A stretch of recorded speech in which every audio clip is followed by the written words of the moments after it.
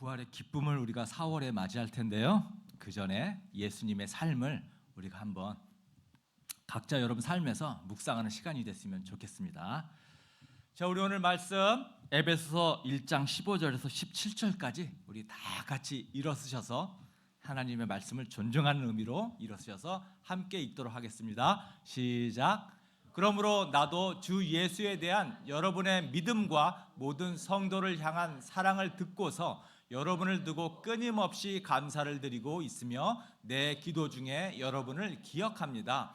우리 주 예수 그리스도의 하나님이신 영광의 아버지께서 지혜와 계시의 영을 여러분에게 주셔서 하나님을 알게 하시고 아멘. 자, 우리 서로 축복 빌어주십시오. 하늘 복 많이 받으세요. 땅의 복도 많이 받으세요. 네, 많이 받으세요. 네, 인사하는 게 어색하신 분도 있죠. 네, 저도 굉장히 싫어하는 순서 중에 하나가 인사하는 거. 특히 큰 교회에서는 모르는 사람, 옆 사람하고 인사하라 그러면요, 굉장히 좀 민망하기도 하는데, 오늘 우리가 바울을 통해서 배우는 중보기도, 또 이 말씀을 통해서 진짜 축복기도를 정말 진심으로 해야겠구나, 이런 또 시간 생각도 가졌으면 좋겠습니다. 여러분, 중보, 교회에서만 쓰는 단어죠. 중보기도, 다른 사람을 위해서 기도하는 것을 우리가 중보기도라고 합니다. 굉장히 필요한 기도죠. 여러분, 근데 중보기도 하게 되면 사실 별로 할 말이 없는 그런 생각도 있죠. 별로 할 말이 없을 때가 있죠. 예를 들어서 아픈 사람을 위해서 기도할 때 누구 하나님 꼭 낫게 해주세요, 뭐 이렇게 기도하면 그 다음에 할 말이 없어요. 그래서 어떤 사람은 1시간, 2시간씩 이렇게 기도한다고 하는데, 그런 사람들 이렇게 얘기 들으면은 기가 팍 죽고, 도대체 어떻게 1시간씩, 2시간씩 기도를 하지? 어떻게 기도하지? 이렇게 좀 궁금한 생각도 사실 들기도 하죠. 저도 그런 생각 예전에 중보기도 참 오래 기도를 그냥 몇 시간씩 하시는 분들 보면서 어떻게 이렇게 오래 기도하나, 그런 생각을 한 적이 있었는데, 저는 예전에 어떤 존경하는 목사님이 그런 말씀을 한 적이 있어요. 기도에 대해서 어떤 사람을 위해서 기도할 때에 이런저런 복잡한 말을 많이 하는 게 아니라 그 사람의 가장 중요한 기도 제목을 한 문장 정도로 딱 정리해서 계속 반복한대요. 반복. 이것저것 골치 아프게 말할 것이 아니라 언제까지 반복하냐면 마음에 믿음과 확신이 설 때까지. 네, 여러분, 계속 반복해서 기도하다 보면요, 어느 순간 이제 그만해도 되겠다, 이런 생각이 들 때가 있어요. 그럼 그때 중단하는 겁니다. 그렇게 기도하면 여러 사람을 놓고도 그냥 똑같은 기도 제목 계속 반복하는 거예요. 내 마음에 그만해도 되겠다 생각이 들 때까지. 저도 그래서 그렇게 계속 똑같은 기도 제목을 넣고 여러분들의 기도 제목을 한 문장으로 정해서 매일 그냥 돌아가면서 반복해서 하고 있습니다. 자, 오늘 바울은 이러한 중보기도에 대해서 굉장히 더 본질적인 그런 설명을 해주고 있는데요. 바울이 에베소 교회를 위해서 중보기도를 하게 된 계기를 얘기를 해주고 있고, 그 다음에 두 번째로는 중보기도의 방법에 대해서 얘기를 해주고 있고요. 또 세 번째로는 중보기도의 내용을 얘기해주고 있거든요. 이 세 가지 중에서 먼저 중보기도를 하게 된 계기가 뭐냐, 그게 이제 15절에 이렇게 지금 말하고 있습니다. 우리 다시 한번 같이 읽어보겠습니다. 시작. 그러므로 나도 주 예수에 대한 여러분의 믿음과 모든 성도를 향한 사랑을 듣고서 기도를 하게 됐다, 이런 거거든요. 여러분, 에베소 교회는 지난번에도 얘기했지만 바울이 개척을 한 교회고 굉장히 특별한 애정을 갖는 교회였어요. 바울이 이제 3년 후에 또 다른 교회를 개척하기 위해서 떠났을 텐데, 소식을 들으니까 에베소 교회가 굉장히 잘 성장해서 부흥한 거예요. 여러 가지 좋은 소식들이 들리는 거죠. 그런데 그 소문 중에서, 들리는 소문 중에서 교인들이 아주 예수님을 잘 믿고 성도들끼리 아주 서로 아주 사랑하는 그런 공동체가 되었다. 이런 얘기를 들으니까 바울이 너무 기쁜 거예요. 너무 감사한 거예요. 그래서 에베소 교회를 위해서 중보 기도를 하게 됐다는 겁니다. 야, 정말 에베소 교회 교인들이 예수님을 정말 잘 믿는 그런 크리스찬이 됐구나. 에베소 교회 교인들이 정말 서로 사랑하는 가족 같은 공동체가 되었구나. 이런 소식을 들으니까 너무 감사가 돼가지고 중보 기도를 하게 됐다는 거예요.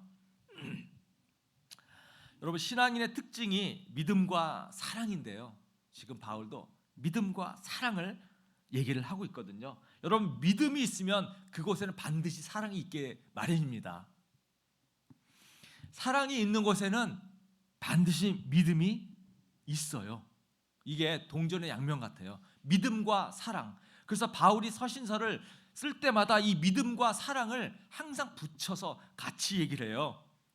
자, 갈라디아서 5장 6절에 이렇게 얘기를 하고 있습니다. 가장 중요한 것은 믿음이 사랑을 통하여 일하는 것입니다. 또 데살로니가전서 1장 3절에도 여러분의 믿음의 행위와 사랑의 수고와 우리 주 예수 그리스도께 둔 소망을 굳게 지키는 인내를 언제나 기억하고 있습니다. 여러분의 믿음의 행위와 사랑의 수고.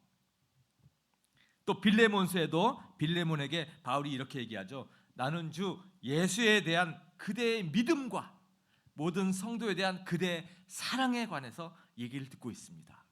믿음과 사랑은 이게 떨어질 수가 없는 동전의 양면 같은 것입니다. 별개의 것이 아니라 사실 같은 거예요. 그래서 야고보서가 이것을 그렇게 얘기하잖아요. 행함이 없는 것은 죽은 거다. 행함이 없는 믿음은 죽은 것이다. 믿음과 행함은 불가분의 관계다. 행함은 결국 사랑이 있어야 우리가 행함이 되는 거거든요.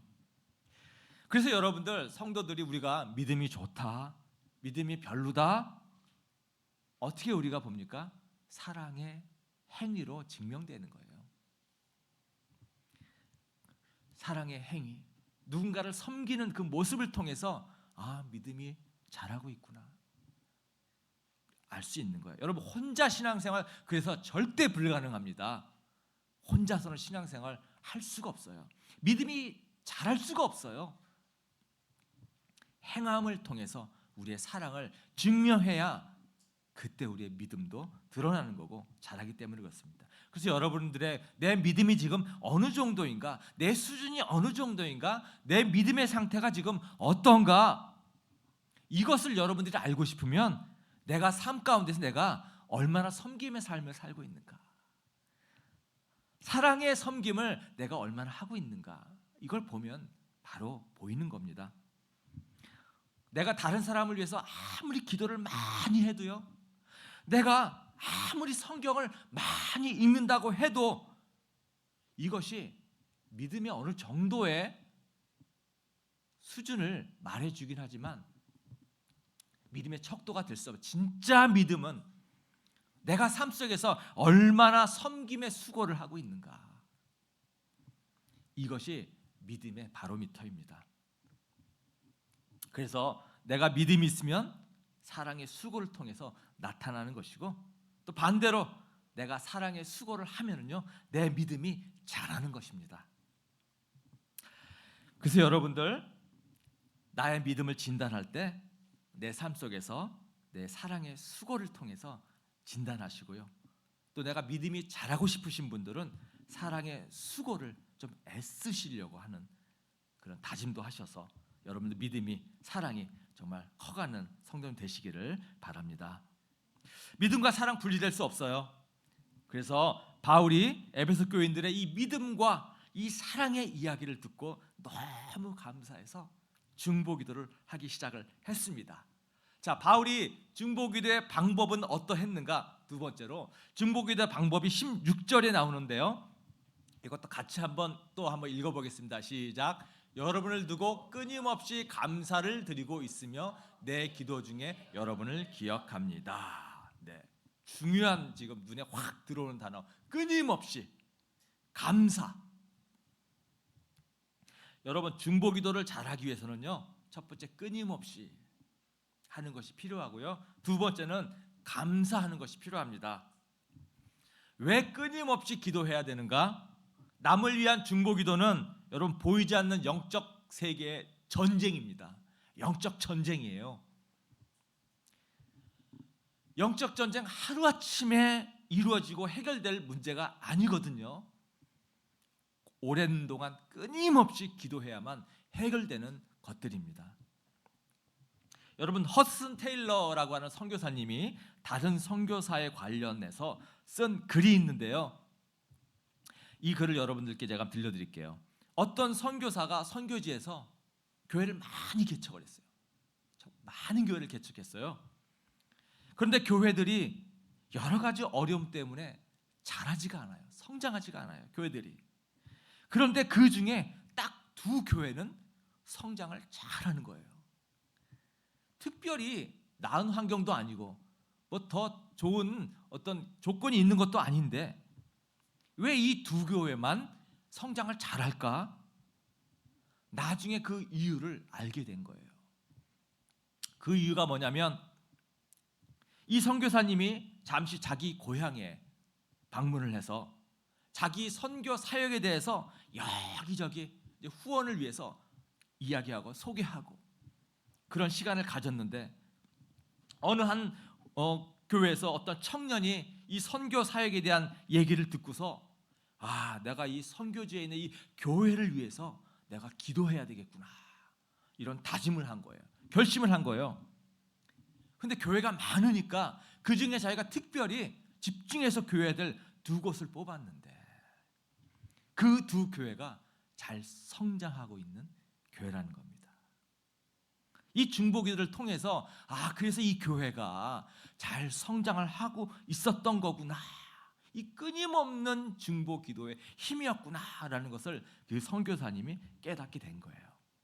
다른 선교지의 교회들은 이 기도의 후원과 지원이 없으니까 계속 영적 싸움에서 지지부진하게 엎어지고 넘어지고 쓰러지고, 그러나 이 두 교회는 한 청년이 끊임없이 기도를 하기 때문에 잘한다는 것을 깨닫게 되었다라는 그런 글이었어요. 여러분, 우리 중보기도의 능력, 파워, 우리가 이 중보기도의 파워를 체험하려면요, 끊임없이 오랜 동안 기도해야 됩니다. 여러분 중에는 혹시 이제 그런 생각 가질 수도 있죠. 정말 그럴까?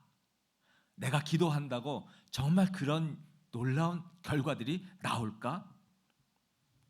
그런 생각 들 수도 있는데요, 여러분 선교사님들 만나서 교제해 보면요, 다 한결같이 기도를 얘기합니다. 기도를 얘기해요. 똑같은 그런 반응을 보입니다. 선교사님들에게 제일 중요한 것은요, 우리가 기도해 주기를 바라는 거예요. 물론 물질적인 지원도 굉장히 중요하지만 여러분, 그것보다는 기도를 더 해달라고 간절히 요청합니다. 기도를 우리가 하느냐 안 하느냐에 따라서 선교지에서 느껴진대요. 우리가 필리핀을 8월에 가게 되는데 우리 그래서 그날을 위해서, 그 기간을 위해서 우리가 기도를 계속 해야 됩니다.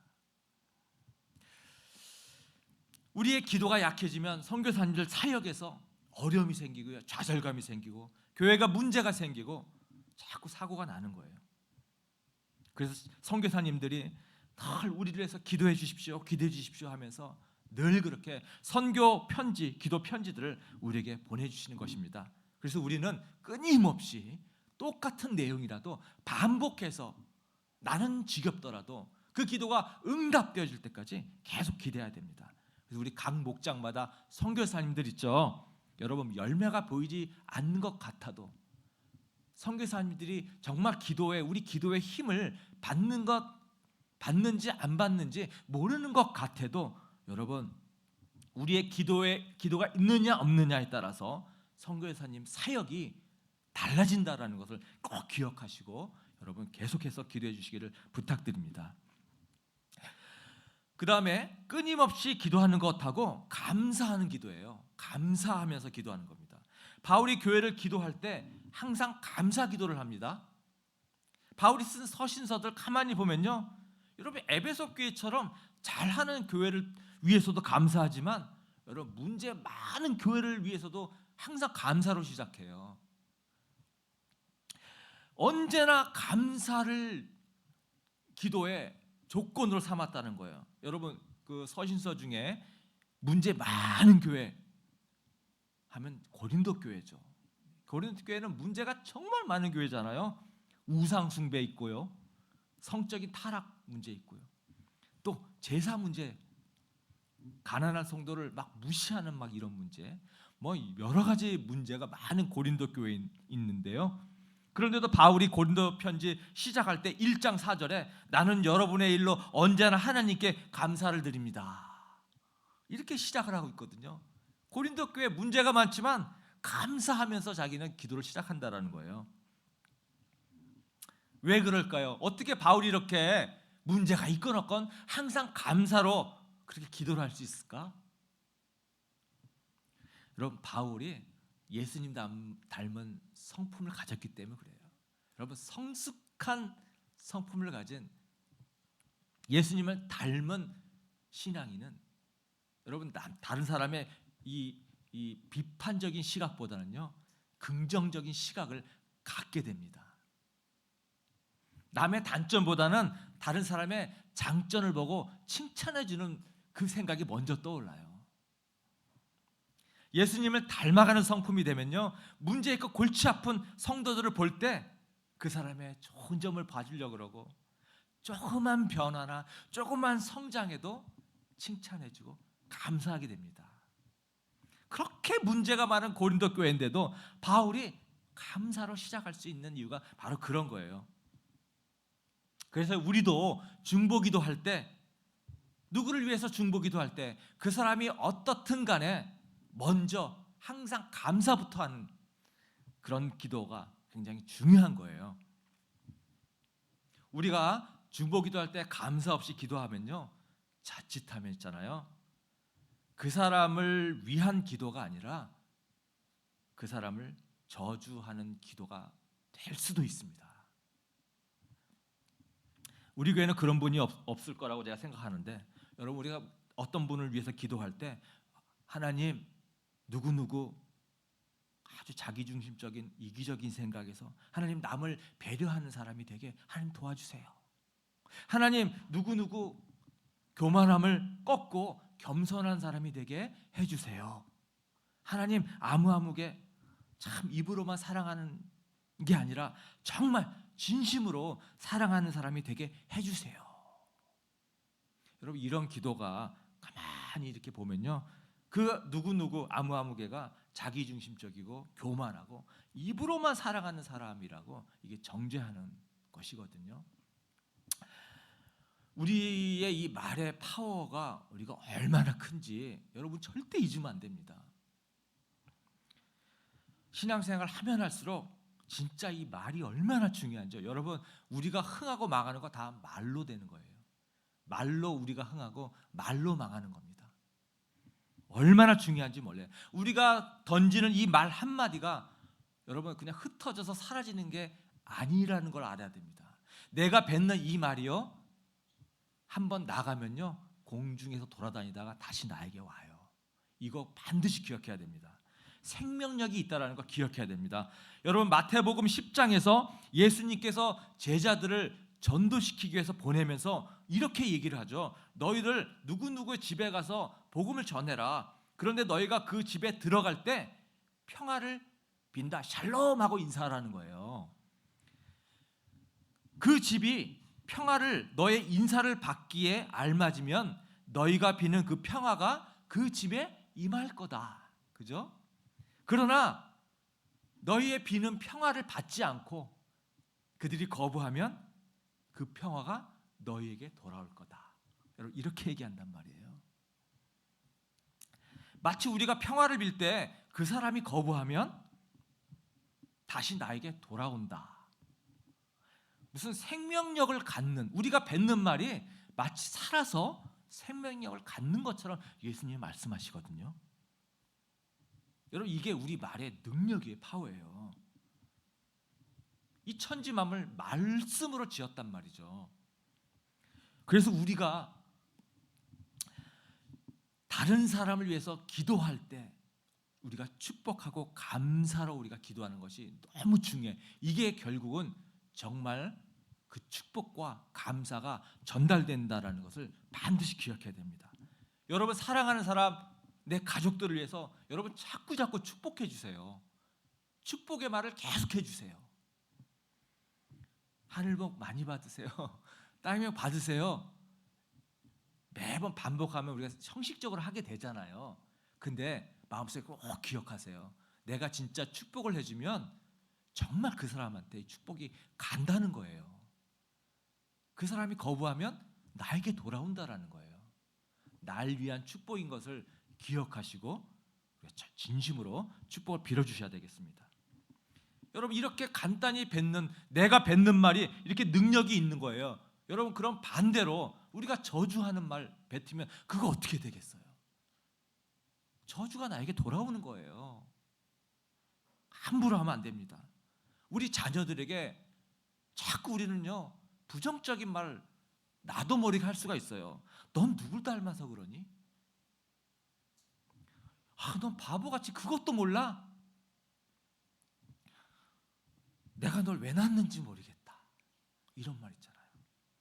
야, 넌 커서 뭐가 되려 그러니? 이거 있잖아요. 저주의 말이잖아요. 이런 말을 듣고 자란 어린이들이 여러분 건강한 자아상을 갖겠습니까? 그죠? 우리 말에는 파워가 있기 때문에요. 여러분 부정적인 얘기 안 하려고 우리가 자꾸 노력하고 애써야 돼요.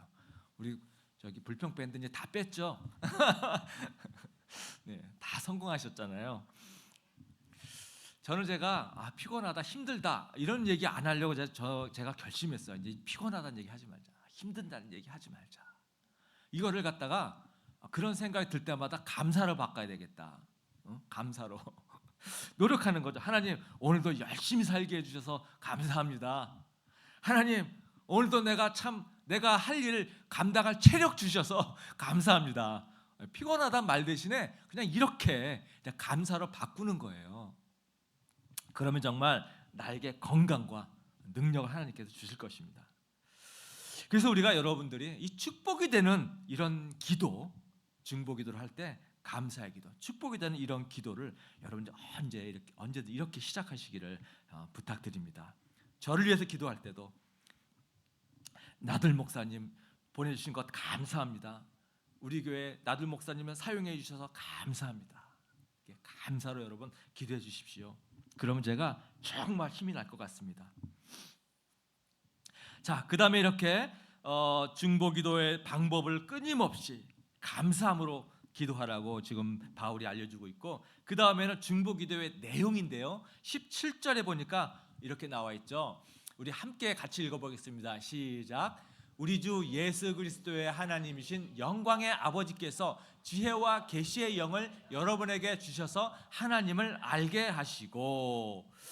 에베소 교회를 위해서 할 기도가 참 많을 텐데 바울이 지금 다른 거 다 제껴놓고 하나님 아버지를 알게 해주십시오 이렇게 지금 기도하고 있어요. 하나님 아버지를 알게 해달라. 여러분 왜 그럴까요? 여러분 우리가 하나님만 제대로 알면 다른 문제들이 다 해결되기 때문에 그런 거예요.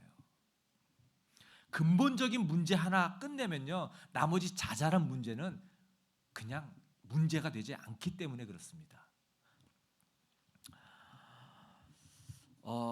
이런 얘기를 여러분들께 해드릴게요.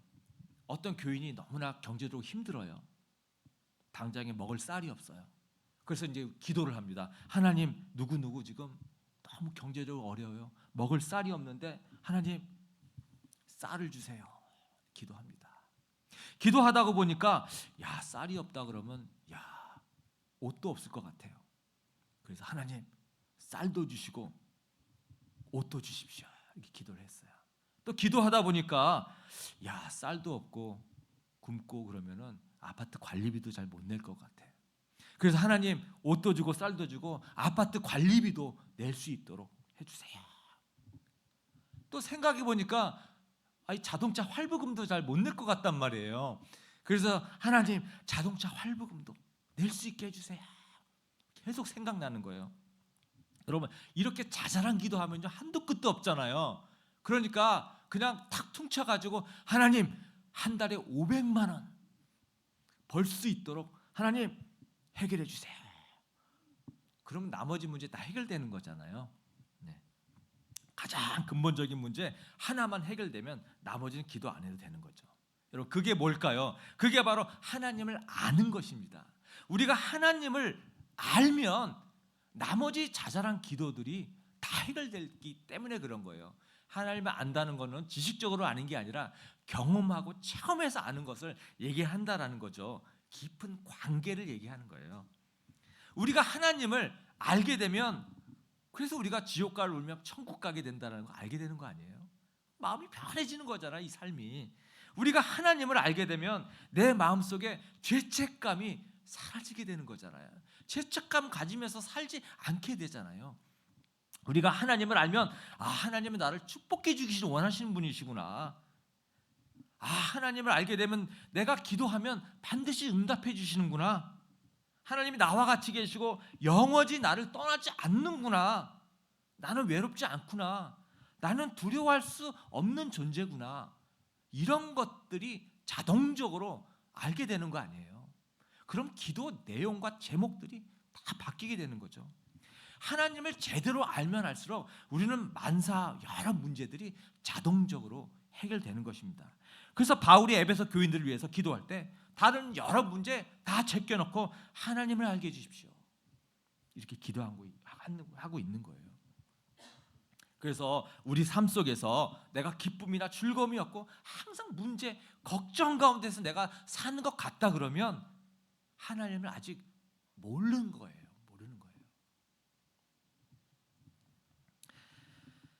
하나님을 어떻게 알 수 있는가? 여러분 그럼 우리가 하나님을 어떻게 하면 알 수 있을까요? 어떻게 하면 알 수 있을까요? 여러분 우리는요 말씀을 통해서 아는 거예요.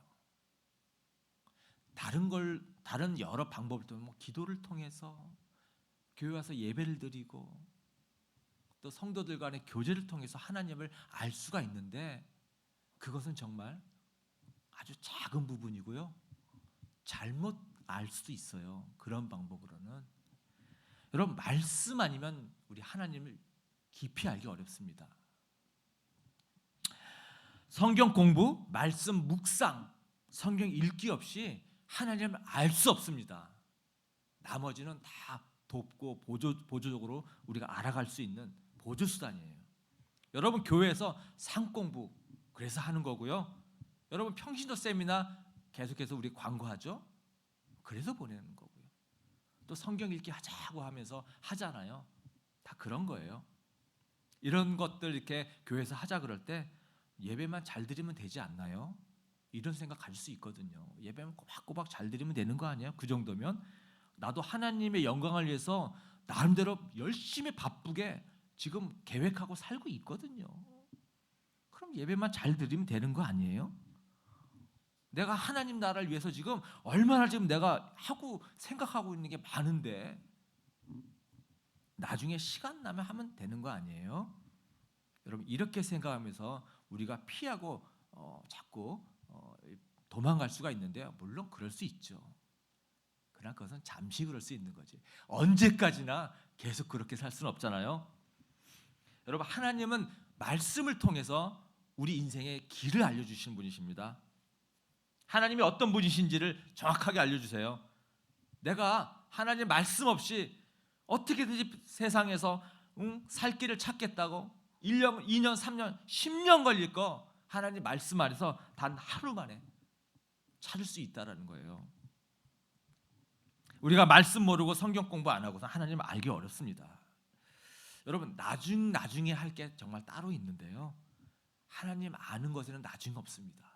빨리 할수록 그게 지름길이에요. 지름길이에요. 항상 먼저 돼야 됩니다. 그게 가장 빠르게 행복한 길로 가는 거죠. 그래서 여러분들 기도 제목 중에서 나 믿음이 자랐으면 좋겠어요. 믿음이 좀 크게 해주세요. 믿음을 크게 해주세요. 내 믿음을 좀 성장하게 해주세요. 이렇게 기도하시는 분, 기도 제목 내시는 분들도 있는데 여러분 믿음이 크려면 하나님에 대한 신뢰가 커야 되거든요. 그렇죠. 하나님을 신뢰해야 믿음이 커지는 거잖아요. 하나님을 신뢰하려면 하나님을 알아야 되는데 하나님을 어떻게 알겠어요? 말씀으로 알아야 됩니다. 그래서 여러분 이런 교회에서 삶 공부 계속해서 적극적으로 좀 애써 주시고요. 성경 읽기 여러 가지 열심히 한번 참여하시려고 애쓰시고 평소에 성경 읽기 말씀 묵상도 매일매일 해야 됩니다. 매일매일. 여러분들 기도 제목 낼 때 나의 건강, 나의 진로, 취업 아주 중요한 기도 제목 내잖아요. 소원을 갖죠. 기도 제목을 열심히 내죠. 그런데 하나님을 아는 데에는 가만히 계시면 그 기도 제목들이 그 응답이 되겠냐고요. 여러분 그냥 이렇게 신앙생활 하다 보면 언젠가 하나님을 알게 되는 거 아니야? 믿음이 자라는 거 아니야? 이렇게 생각하면요 절대 그런 일은 없습니다. 우리가 말씀을 통해서 하나님을 알고 그럴 때 하나님에 대한 신뢰와 믿음이 커지고요. 하나님의 인도함을 적극적으로 받는 그런 여러분이 된다는 것을 기억해 주시기를 부탁드립니다. 여러분 성경을 읽을 때에 그냥 읽는다고 알아지는 것은 또 아닙니다. 지금 우리 말씀 보시면 알다시피 지혜와 계시의 영을 받아야 되는 거예요. 여러분 성경을 3번, 4번, 5번 여러분 많이 읽는다고 해가지고요 알아지는 게 아니에요. 그래도 감이 안 잡혀요. 안 믿어지거든요. 계시의 영, 지혜의 영이 도와주지 않으면 하나님 알 수 없어요. 여러분 전에도 한번 얘기했지만 도올 선생님 성경 잘합니다.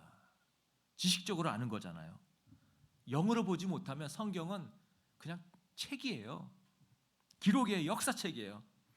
읽긴 읽는데 무슨 뜻인지 몰라요.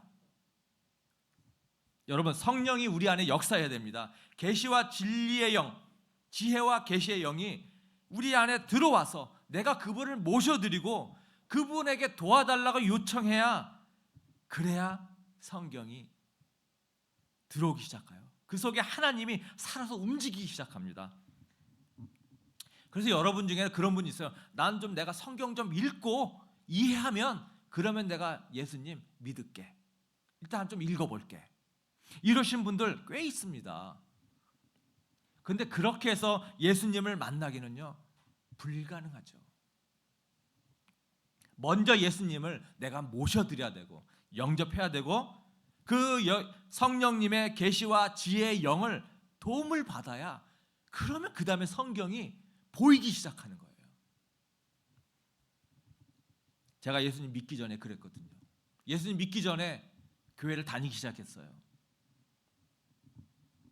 어쩔 수 없이 다녔잖아요. 성경을 읽으라고 주는데 성경책이 너무 황당한 얘기예요. 어떻게 이런 걸 믿지? 야, 교회 다니는 사람들 너무 불쌍한데? 완전히 미쳤네. 세뇌당했네. 어디 이런 걸 믿지? 그렇게밖에 안 보여요, 성경책이. 근데 예수님을 내가 정말 믿고 나서 성경책을 읽다 보니까 막 소름이 쫙 돋는 거죠. 너무너무 재밌어요. 지금까지 25년째 계속 읽는데 아직도 재밌어요. 읽을 때마다 살아서 막 꿈틀꿈틀 됩니다. 말씀 안에서. 바울이 지금 기도하기를 에베소 교인들에게 지혜와 계시의 영을 주셔서 하나님을 알게 해주십시오. 이렇게 기도하잖아요. 그래서 여러분들 성경 읽을 때에 꼭 기도하셔야 돼요. 먼저 성령님 내가 지금 요한복음 1장을 읽으려고 합니다. 깨달을 수 있도록 도와주세요. 그러면 성령님이 도와주십니다. 그렇게 해서 읽으시기를 부탁드립니다.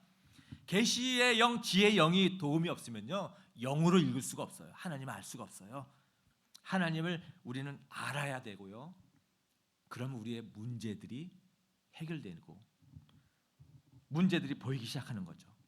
그래서 무엇보다 하나님을 여러분 알고 싶으면 여러분 말씀을 통해서 하나님을 알기로 여러분 애쓰시기를 부탁드립니다.